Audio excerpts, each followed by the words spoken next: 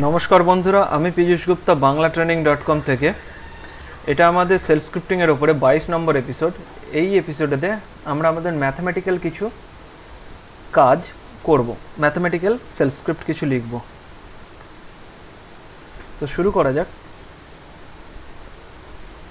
ফাইলটাকে আগে সেভ করে নিই। ss8 তো আছে মনে হয় অলরেডি। ss9 দেখে নিই একবার ss8 আছে কিনা। 7 আছে, 8 নেই। তো ss8.sh সেভ করলাম। এখানে আমরা কি করব? যোগ, ভাগ, গুণ, বিয়োগ এগুলো করব।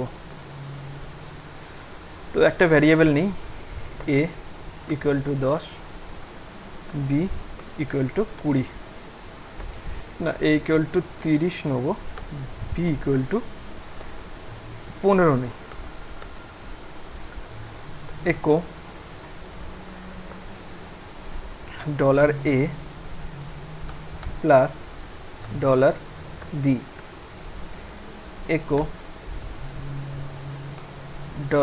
$a minus $b, echo $a divided by $b, echo $a।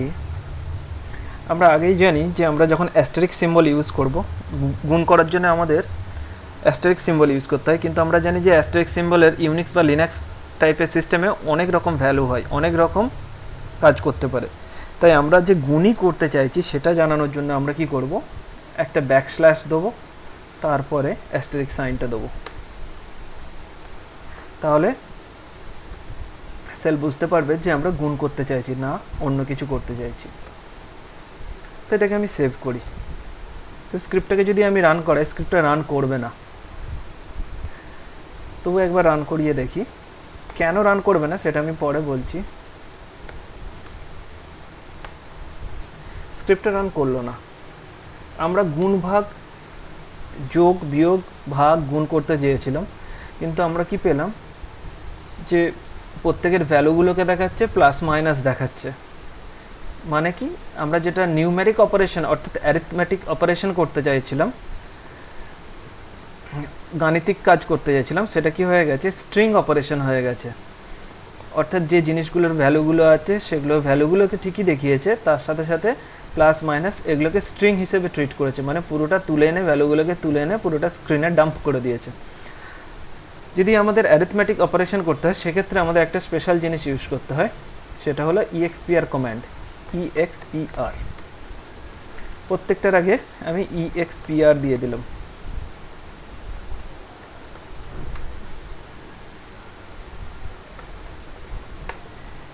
EXPR কি করবে, এর যে ভ্যালুগুলো আছে ভ্যালুগুলোকে নিয়ে ম্যাথমেটিক্যাল অপারেশনটা করে ইকোকে পাঠাবে, ইকো সেগুলো আমাদের দেখাবে। মানে EXPR যে এখানে যে স্ট্রিংটার ডাম্প হচ্ছে সেই স্ট্রিং ডাম্প হতে দেবে না, অ্যাকচুয়াল ভ্যালুগুলোকে তুলবে, তারপর প্লাস মাইনাস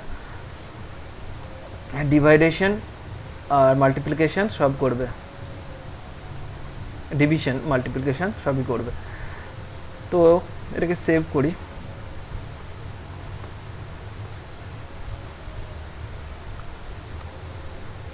এখনও কাজ করলো না। কেন কাজ করলো না? একো কী করলো, EXPRকে স্ট্রিং ভাবলো এবং বাকিগুলোকে যেরকম ডাম্প করে দিচ্ছিলো টার্মিনালে সেরকম ডাম্প করে দিল।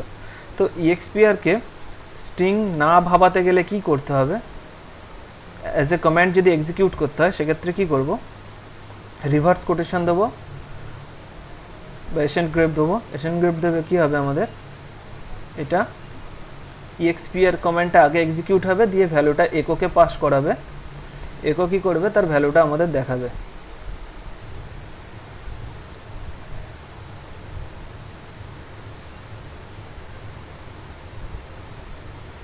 এটাকে এবারে সেভ করি, আবার কমেন্টটা এক্সিকিউট করি। ওকে, a প্লাস বি কত হচ্ছে, 30 আর 15 45। এখানটা ভুল লিখেছি আমি, এটা এ করতে হতো, যদিও আউটপুটটা ঠিকই দিয়েছে। হ্যাঁ, এবারে যদি 30কে 15 দিয়ে ভাগ করি কত হচ্ছে 15। তারপরে যদি আমি এই 15 বিয়োগ করি তাহলে 15 দাঁড়াচ্ছে।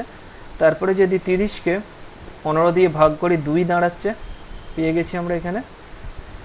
আর যদি 30 আর 15 গুণ করি 450 দাঁড়াচ্ছে, সেটা আমরা পেয়ে গেছি। এবারে যদি এটা আমরা ফ্র্যাকশনাল নাম্বারের উপরে করতে যাই, অর্থাৎ ফ্লোটিং পয়েন্ট নাম্বার অর্থাৎ দশমিক, যদি এখানে 30.25 করতাম তাহলে কি হতো? তাহলে এটা কাজ করতো না। ফ্র্যাকশনাল নাম্বারের উপরে কাজ করার জন্য আমাদের একটা স্পেশাল কমান্ড আছে, সেটা হলো বিসি। সে বিসি কমান্ড সম্বন্ধে আমরা পরের এপিসোডগুলোতে জানবো। এটাই আমরা এই এপিসোডটা করার একটাই কারণ ছিল আমার, যে আপনাদের যে যোগ ভাগ গুণ কী করে করতে হয়, যে লজিক্যাল অপারেশনগুলো, ম্যাথামেটিক্যাল লজিক্যাল অপারেশনগুলো করতে হয়, সেগুলো কী করে করতে হয় সেটা দেখানো। তো ধন্যবাদ। প্লিজ লাইক, শেয়ার, সাবস্ক্রাইব করুন। ধন্যবাদ।